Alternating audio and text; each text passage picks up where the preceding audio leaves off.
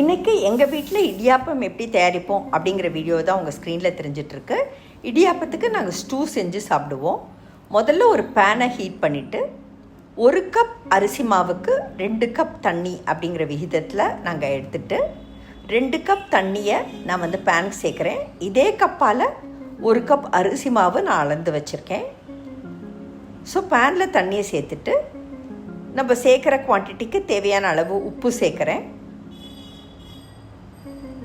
நல்லெண்ணெய், இந்த குவான்டிட்டிக்கு நல்ல ஒரு டேபிள் ஸ்பூன் அளவு நல்லெண்ணெயை அப்படியே தண்ணியில் ஊற்றி எல்லாம் சேர்ந்து அப்படியே ஒரு நல்ல நிலைமைக்கு கொதியாக வரச்சே அந்த தண்ணி பதப்படுத்தின அரிசி மாவு அதை அப்படியே தூவின மாதிரி இந்த கொதிக்கிற அந்த தண்ணியில் அப்படியே தூவின மாதிரி நம்ம போடணும். அப்புறம் நல்லா அப்படியே கைவிடாமல் கலரணும். வித்தின் ஒரு 5 or 7 மினிட்ஸ் இந்த மாவு அப்படியே நம்மளுக்கு உருண்டு திரண்டு அப்படியே சாஃப்டாக ஒரு கட்டி தட்டி இல்லாமல் வந்துடும். துளி கூட பேனில் ஒட்டவே இல்லை பாருங்கள். அப்படியே ரொம்ப சாஃப்டாக நம்மளால் இந்த மாதிரி மாவு கலர முடியும். நம்ம கண்டிப்பாக பதப்படுத்தின அரிசி மாவை தான் யூஸ் பண்ணணும். இதை ஒரு பவுலுக்கு ட்ரான்ஸ்ஃபர் பண்ணி ஜஸ்ட்டு கையால் அப்படியே ஒரு வாட்டி பிசிஞ்சோன்னா போதும். லேசாக ப்ரெஷர் கொடுத்து பிசிஞ்சோன்னாலே போதும். அப்படியே அமுக்கி பார்த்தாக்கா ரொம்ப அப்படியே பஞ்சு மாதிரி சாஃப்டாக இருக்கும் இந்த மாவு. பதப்படுத்தின அரிசி மாவை நம்ம வீட்லேயும் தயாரிக்கலாம். இப்போல்லாம் ரெடிமேடாக நம்மளுக்கு ஸ்டோர்ஸில் கூட இது கிடைக்குது. இது அப்படியே இந்த மாவை சிலிண்ட்ரிக்கலாக நம்ம அந்த சேவனாழியில் போடுறதுக்கு ஏற்ற மாதிரி உருட்டி வச்சுக்கலாம். நல்ல சிலிண்ட்ரிக்கல் ஷேப்புக்கு கொஞ்சம் கொஞ்சம் மாவு எடுத்து இப்போ நான் ஒரு இட்லி தட்டை க்ரீஸ் பண்ணி வச்சுருக்கேன்.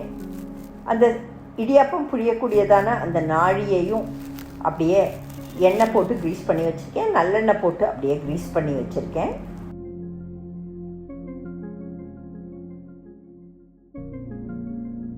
இப்போது நம்ம தயாரித்ததான அந்த சிலிண்ட்ரிக்கல் ஷேப்பில் இருக்கக்கூடியதான அந்த மாவை அப்படியே இதில் போட்டுட்டு நல்லா இதை அப்படியே சேவையாக புழிஞ்சிடலாம். இந்த மாதிரி பதப்படுத்தின அரிசி மாவை நம்ம நல்லா அந்த கொதி நிலைமைக்கு தண்ணி வந்தப்புறம் உப்பும் போட்டு நல்லெண்ணெயும் போட்டு அதுக்கப்புறம் அந்த மாவை கலரிட்டு இந்த இடியாப்பம் புழியச்சு. இந்த இடியாப்பம் பார்த்திங்கனாக்கா நம்ம காலையில் புழிஞ்சோன்னாக்கா ஈவினிங் வரைக்கும் அது அப்படியே சாஃப்டாகவே இருக்குது. அப்படியே பஞ்சு மாதிரியே இருக்கும். அந்த நல்லெண்ணெய் நம்ம ஆட் பண்ணுறது இதுக்கு ஒரு நல்ல சாஃப்ட் டெக்ஸ்டரையும் இதுக்கு கொடுக்கும். அதே மாதிரி அந்த பதப்படுத்தின அரிசி மாவு யூஸ் பண்ணுறதுனால ஒரு கட்டி தட்டி கூட நம்மளுக்கு மாவில் வரவே வராது. டேஸ்ட்டும் ரொம்ப நல்லாயிருக்கும். உங்களுக்கு பார்த்தீங்கன்னா தெரியும், அப்படியே ரொம்ப ஃப்ரீ ஃப்ளோவாக அப்படியே பஞ்சு மாதிரி லாங்காக அப்படியே அந்த மாவு சேவனாழியிலேருந்து நம்மளுக்கு புழிய முடியும். ரொம்ப எஃபர்ட்லெஸ்ஸாக இதை அப்படியே சுற்றி புழிஞ்சிடலாம். கொஞ்சம் கூட கஷ்டமாகவே இருக்காது இந்த மாதிரி புழியறது. அண்ட் ட்ரஸ்ட் மீ, இது காலையில் புழிஞ்சோன்னாக்கா நைட் வரைக்கும் கூட சாஃப்டாக இருக்குது எங்கள் எக்ஸ்பீரியன்ஸில். இந்த மாதிரி நம்ம இடியாப்பம் புழியச்சு. ஸோ எல்லா இட்லி தட்டுகளிலையும் நான் இடியாப்பம் புழிஞ்சு வச்சாச்சு.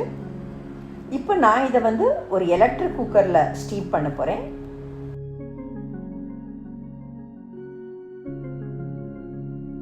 ஸோ இட்லி தட்டு மேலே நம்ம புழிஞ்சு வச்சதான சேவை எல்லாத்தையும் அப்படியே அடுக்கிடலாம். அடுக்கிட்டு ஒரு எலக்ட்ரிக் குக்கர் உள்ள பாத்திரத்தை வச்சு அதில் தண்ணி போட்டு கீப் குக்கிங்கில் இருக்கிற மாதிரி ஆன் பண்ணிக்கலாம். ஸோ தண்ணி அப்படியே சூடாகி இருக்கிறச்சே நம்ம தயாரித்து வச்சதான இருக்கிற இட்லி தட்டை அப்படியே அந்த எலக்ட்ரிக் குக்கரில் போட்டு ஜஸ்ட்டு 10 மினிட்ஸ் ஸ்டீம் பண்ணி ஆஃப் பண்ணிடலாம். 10 மினிட்ஸ்லேயே நம்மளுக்கு ரொம்ப ரொம்ப சூப்பர்பான சாஃப்டான பஞ்சு மாதிரியான இடியாப்பம் அப்படியே ரெடி ஆகிடும்.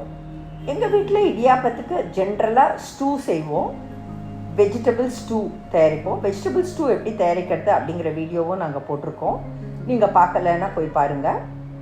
இதுக்கு நீங்கள் தேங்காய் பாலும் சைட் டிஷ்ஷாக சர்வ் பண்ணலாம். இப்போ பாருங்கள், அப்படியே எஃபர்ட்லெஸ்ஸாக நம்மளுக்கு பிழிஞ்சதான சேவை நல்ல பஞ்சு மாதிரி வெந்து வந்திருக்கு. நம்ம நல்ல இட்லி தட்டை க்ரீஸ் பண்ணிவிட்டு அதுக்கப்புறம் இந்த இடியாப்பத்தை அதில் புழிஞ்சோன்னாக்கா அப்படியே ஒட்டாமல் நம்மளுக்கு வந்து இடியாப்பம் வந்துடும். ஸோ நம்ம புழிஞ்சதான எல்லா இடியாப்பங்களையும் நம்ம அடுக்கியாச்சு. இதுக்கு தேங்காய் பால், குருமா, வெஜ் ஸ்டூ எல்லாமே சூப்பர் அக்கம்பனிமெண்ட்டாக இருக்கும். இன்றைக்கி நாங்கள் எங்கள் வீட்டில் வெஜ் ஸ்டூ தயாரிச்சிருக்கோம். So idiyappam with veg stew நாங்கள் என்ஜாய் பண்ணுறோம். உங்களுக்கு இந்த முறை பிடிச்சிருந்தாக்க நீங்களும் உங்கள் வீட்டில் இதை ட்ரை பண்ணி பாருங்களேன். Thank you all.